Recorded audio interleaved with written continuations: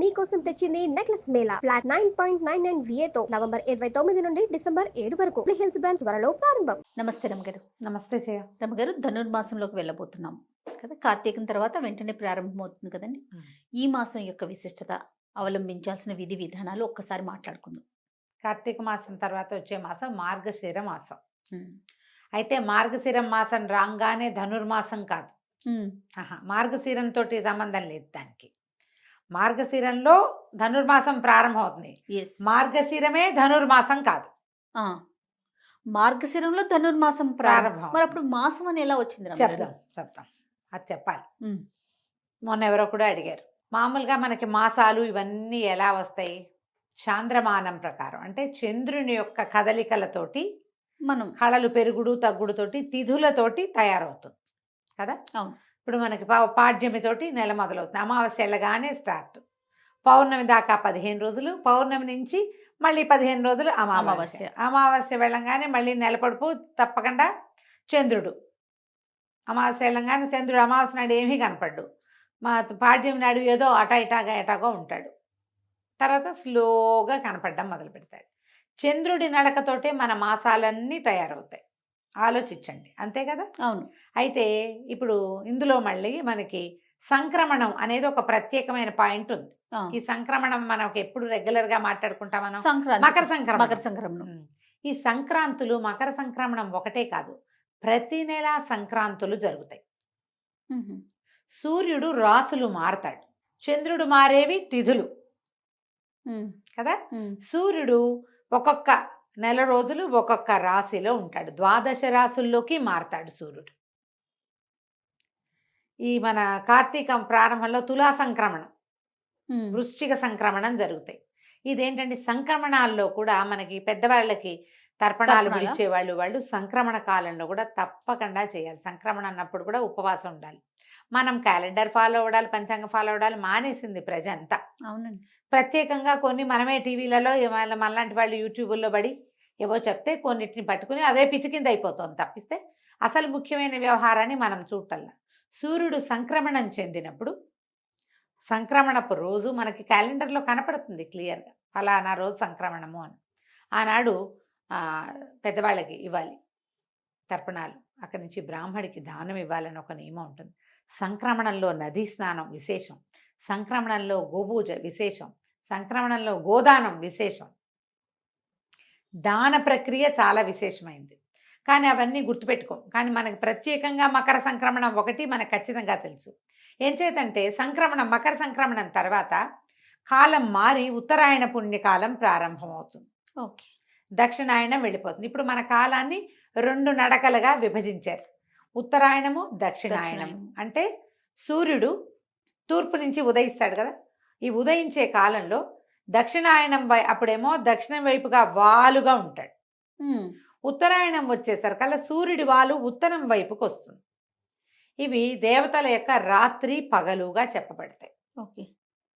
దేవతల యొక్క నిద్రాకాలం దక్షిణాయనం, తెరిపి కాలం, వాళ్ళు తెలివిగా ఉండే కాలం ఉత్తరాయణం. ఓకే. ఇప్పుడు ఈ ఉత్తరాయణం ఇవి ఎప్పుడు మారతాయని చెప్పుకున్నాం మనం? మకర సంక్రమణానికి మారతాయి. ఈ మకర సంక్రమణానికి ముందున్న సంక్రమణము ధనుస్ సంక్రమణం. సూర్యుడు ధనుర్రాశిలోకి మారతాడు. ఇది ఎప్పుడు వచ్చినట్టు? దక్షిణాయనం తాలూకు చివర, ఉత్తరాయణం తాలూకు మొదటి భాగానికి ముందు. అందుకని దీన్ని ఎలా పరిగణించాలి? ఒక దేవతల యొక్క రోజు యొక్క తెల్లవారుజాము. ఒక్క రోజు యొక్క తెల్లవారుజాము. తెల్లవారుజాము అంటే ఎప్పుడు? సూర్యోదయాత్ పూర్వకాలము చాలా ప్రభావవంతమైన కాలం. మనం బ్రాహ్మీ ముహూర్తం అని చెప్పుకుంటాం. తెల్లవారుజామున లేచి 10 నిమిషాలు చదువుకుంటే బుద్ధి వికసిస్తుంది.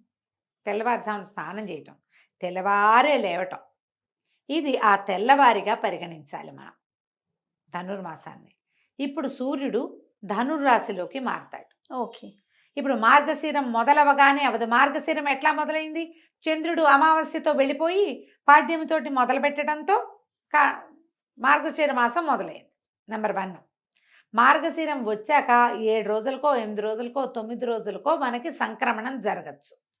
ఈ సంవత్సరం ఏం జరిగింది? మనకి అధిక శ్రావణం రావటం వల్ల మార్గశీర్షము రావడము, సంక్రమణం జరగటము దగ్గరగా అయిపోయింది. అవును.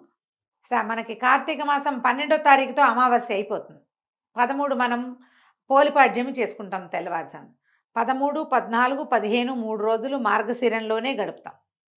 16వ తారీఖు సంక్రమణం జరిగిపోతుంది. ఓకే. డేట్లు కొంచెం ముందు వెనక అవుతాయి, కానీ 16వ తారీఖు సిద్ధమే, అందులో మార్పు లేదు.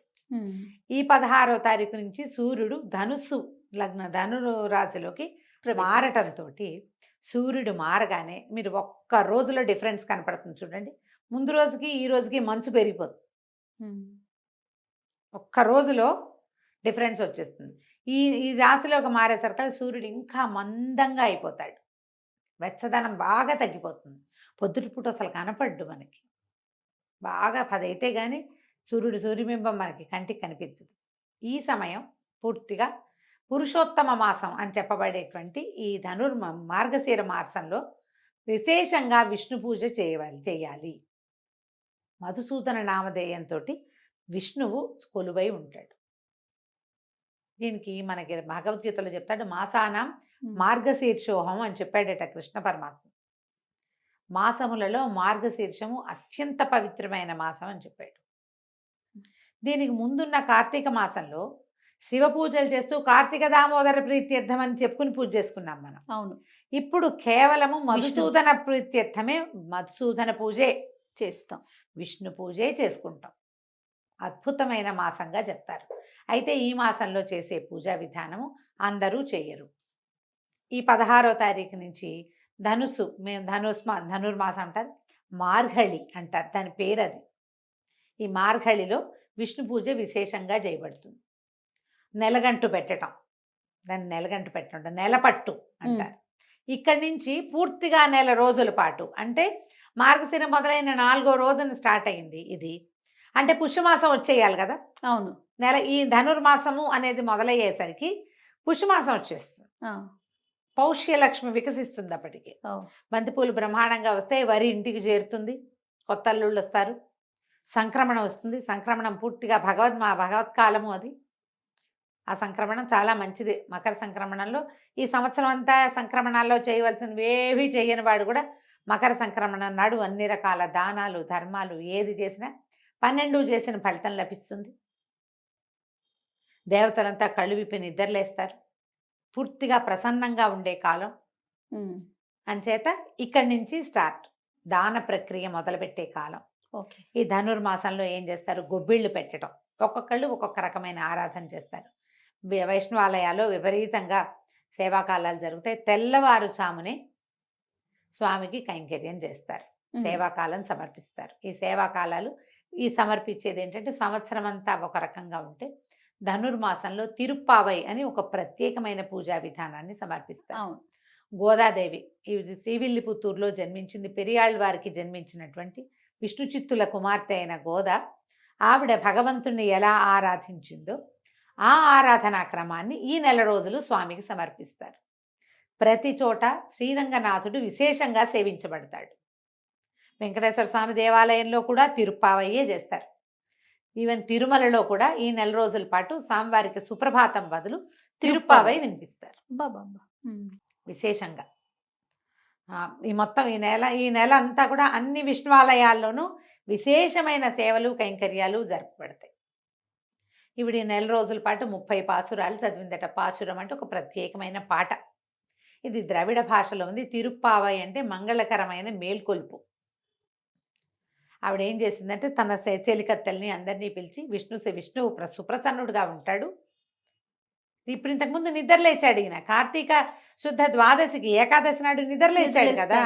నిద్రలేచి అత్యంత ప్రసన్నుడుగా ఉంటాడు. ఆయనకి అత్యంత ప్రీతి మాత్రమైన మార్గశిర మాసము, సూర్యుడు సంక్రమణం చెంది దేవతలందరూ కొలువయ్యే కాలము. వాళ్ళందరూ నిద్రలేస్తారు. తెల్లవారుజామున ప్రబోధ సమయం కదా. అవును. వాళ్ళు నిద్రలు లేచే కాలం ఇది. ఈ సమయంలో గనక మనం భగవత్ సేవం చేస్తే భగవంతుడు మనని అనుగ్రహిస్తాడని చెప్పి తన చెలికత్తెల్ని అందరినీ పిలుస్తూ కృష్ణుడి గురించిన గాథలు ఆవిడ చెప్తూ రోజుకొక పాట చొప్పున ఆమె పాడింది. ఆ పాడిన 30 పాటలని ఇప్పుడు చెప్పుకుంటాం. ఇది అందరూ చేసేది చేయగలిగేది కాదు. ఎందుకంటే ఇది తిరుప్పావై ద్రవిడ భాషలో ఉంది. మనం చేయగలిగేది ఏమిటి, వాకిళ్ళు తెల్లవారుచామునే లేవటం, ఉమ్, వాకిళ్ళల్లో శుభ్రంగా వాకిళ్ళు శుభ్రం చేసుకుని చక్కటి ముగ్గులు తీర్చుకోవటం, వాకిళ్ళల్లో గొబ్బిళ్ళు పెట్టడం. 3-4 ఏళ్ళ నాడు నేను కోయంబత్తూరు వెళ్ళాను. ప్రతి వాకిలి తెల్లవారేసరికి ముగ్గులే చేయ, అవునండి. మనుషులు తక్కువ ఉన్నారు, ముగ్గులు మాత్రం బ్రహ్మాండంగా ఉన్నాయి. తెల్లవారి 6 o'clockకి బయలుదేరితే వీధులన్నీ ముగ్గులే, 6ంటికే. మంచు, చలి అయినా సరే నర్సీపట్నం దగ్గర బాగా ఎక్కువ చలి ప్రదేశం ఒకటి ఉంది. ఏంటబ్బా దాని పేరు? నర్సీపట్నం దగ్గర చింతపల్లి వాటి దగ్గర హైయెస్ట్ అదే లోయెస్ట్ టెంపరేచర్ 1 వస్తుంది అక్కడ. ఆ ఊరి పేరు చటుకుని గుర్తు రావట్లేదే నాకు.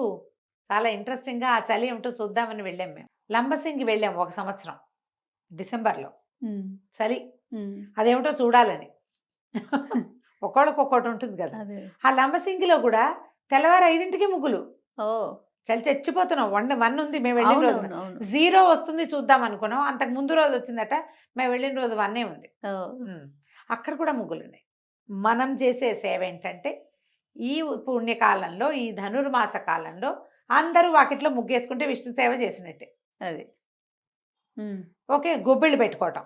గొబ్బిళ్ళు పెడతారు కదా కొన్ని ప్రాంతాల్లో, పల్లెటూళ్ళలో కుదురుతుంది, సిటీలలో కుదరదు. ఎవరికి కుదురుతుందో వాళ్ళు పెట్టండి, ముగ్గేసుకోండి. కనీసం పొద్దునే లేవాలి దానికోసం. ఖచ్చితంగా పాకెట్లో ముగ్గులు వేసుకోవటం. అది కూడా ముగ్గులు వేస్తే పీట ముగ్గులు వేస్తాం. అదే గళ్ళ ముగ్గులు, పీటల ముగ్గులు పెద్దది వేయటం, గుమ్మడి పువ్వులతో అలంకారం చేయటం, గొబ్బిళ్ళు పెట్టటము, గొబ్బి తట్టటము. ప్రత్యేకంగా గొబ్బిళ్ళు పెట్టావా చిన్నప్పుడు? పెట్టాను. ఓకే, మేము చాలా ఏళ్ళు పెట్టాం. ఓకే, చిట్టుగూడూరులో ఉన్నంత కాలం ప్రతి సంవత్సరం పెట్టేవాళ్ళం గొబ్బిళ్ళు. మాకు మంచి గొబ్బిళ్ళు సరదా. మా గొడ్లు బాగా ఉన్నాయి, ఆవులు బ్రహ్మాండమైన ఆవులు ఉన్నాయి. సో మంచి అవకాశం లభించేది. తర్వాత కూడా ఇప్పటికి కూడా మా వాళ్ళు పెడతారు. అయితే ఈ గొబ్బిళ్ళు పెట్టుకోవటం, తర్వాత దేవాలయ దర్శనము మంచిది. ఇందులో ఈ 30 రోజుల ధనుర్మాసంలో 10 రోజులైనా ఈ సేవాకాలాన్ని చూడడం, 8 రోజులైనా, 6 రోజులైనా, 2 రోజులైనా, కనీసం 1 రోజైనా విష్ణువాలయ దర్శనం మంచిది. ఓకే, ఎలా అవకాశం ఉంటే అట్లా. ఇప్పుడు తిరుపావై చెప్పడం, నాకైతే తిరుపావై రాదు. ప్రతి సంవత్సరం నేను అడుగుతూ ఉంటాను, మీరు ఇదే చెప్తున్నారు. నేను నేర్చుకోలేదు. ఈ సంవత్సరం నేర్చుకుందామని ట్రై చేశాను జయ. నిజంగా సుమన్ టీవీ కోసమే. అవకాశం లభించల. అదే కొద్దిగా శ్రద్ధారాహిత్యం కూడా. ఎండాకాలం అవకాశం లభించినప్పుడు శ్రద్ధ లేదు, శ్రావణ మాసం వచ్చేసరికి అవకాశం తప్పిపోయింది. ఎవరి దగ్గరైనా కుదురుగా నేర్చుకుని వచ్చే సంవత్సరం ఏమైనా చెప్పగలనేమో ట్రై చేస్తా. ఓకే, సరే, అవకాశం ఉన్న వాళ్ళు మీకు రాకపోతే అది చదవాల్సిందేనని పెట్టుకోవద్దమ్మా. అలాంటిది ఏమీ లేదు. మనం ఏం చేయొచ్చు అంటే, ఇది ధనుర్మాసం మంచిదని మనకు తెలుసు, ముగ్గులు వేసుకుంటాం మనం, మనకు తిరుపావై రాదు, లేదు పూజ, అసలు మనం వైష్ణవులం కాదు, ఏం పర్వాలే. కానీ విష్ణువే జగన్నియామకుడు, ఈ ప్రపంచాన్ని నడిపించేవాడు ఆయనే. ఆ కాలమే చేయక్కర్లా, ఏదో ఒక చేతకొచ్చిన సేవాకాలం చేసుకోవచ్చు మనం. ప్రతిరోజు కృష్ణగాథలు వినొచ్చు, చదవచ్చు. విష్ణు సంబంధమైనది ఏ స్తోత్రమైనా చదువుకోవచ్చు. కృష్ణాష్టకం చదవచ్చు, అచ్యుతాష్టకం, నారాయణాష్టకం, గోవిందాష్టకం, మధురాష్టకం, జగన్నాథాష్టకం, ఏదైనా చదువుకోండి. విష్ణు సహస్రనామం చదవండి, అన్నిటికంటే అద్భుతమైంది. చిన్నదో పెద్దదో, కృష్ణాష్టకం మరీ బుజ్జిది, అన్నిటికంటే చిన్నది. నాకు మీతో విష్ణు సహస్రనామాలు చెప్పించాలని ఎప్పటి నుంచి అడుగుతున్నాను రమ్మగారు. తిరుపావై తప్పించేసుకున్నారు, సరే ఓకే, అది ద్రవిడ భాషలో ఉంటుంది, నిజంగానే కష్టసాధ్యం. కానీ విష్ణు సహస్రనామాలైనా పెట్టుకుందాం రమ్మగారు. ఒక 2 లైన్లు, లేకపోతే 4 పెట్టుకొని దాని అర్థం చూద్దాంలే జయ, చెప్తా. భగవంతుడు దానికే అవకాశం ఎప్పుడో ఇస్తాడంటారా? ఏమో చూద్దాం. ఇన్నిటికి ఇచ్చాడు, దానికి ఇస్తాడేమో. మీ అవకాశాలను బట్టి ఎక్కడ మన దగ్గర వేణుగోపాల స్వామి గుడి, రామాలయము, తర్వాత వెంకటేశ్వర స్వామి గుడి, నరసింహస్వామి గుడి, ఏ దేవాలయానికి వెళ్ళినా సేవాకాలం జరుగుతుంది. తప్పకుండా స్వామిని దర్శించండి, ఆండాళ్ళని దర్శించండి. ఆమె మానవ స్వరూపంలో జన్మించింది. భగవంతుణ్ణి చేరటానికి ఎలాంటి ప్రీతిపాత్రమైన పని చేసినా భగవంతుడికి ప్రీతి దేనికి చెందుతాడు? శ్రద్ధాభక్తి ఉంటే చాలని చెప్పింది. అవి 2 ఉంటే చాలని ప్రపంచానికి చాటి చెప్పిన తల్లి. ఈ 30 రోజులు ఆమెను పూజిస్తారు ప్రత్యేకంగా. ఆమెను చూసి ఒకసారి దండం పెట్టుకుని ఒకసారి దేవాలయ దర్శనం చేసుకున్నా కూడా చాలా మంచిది. మీ అవకాశాలను బట్టి చేయండి. ధనుస్సు వెళ్ళగానే చివరికి ఏం చేస్తారు, చివరి రోజులో గోదా కళ్యాణం, గోదా రంగనాథ స్వామి కళ్యాణం చేస్తారు. కళ్యాణం చేస్తారు. అవకాశం ఉంటే ఏదైనా రంగనాథ స్వామి దేవాలయమో క్షేత్రానికి వెళ్ళటము ప్రయత్నం చేసి చూడండి, మీ కుదిరికను బట్టి. తప్పకుండా. మేము ఈ అవకాశాన్ని బట్టి చేయొచ్చు. ఇది ధనుర్మాస విశేషం. సంతోషం రమ్మగారు. నమస్తే. నమస్తే జయ.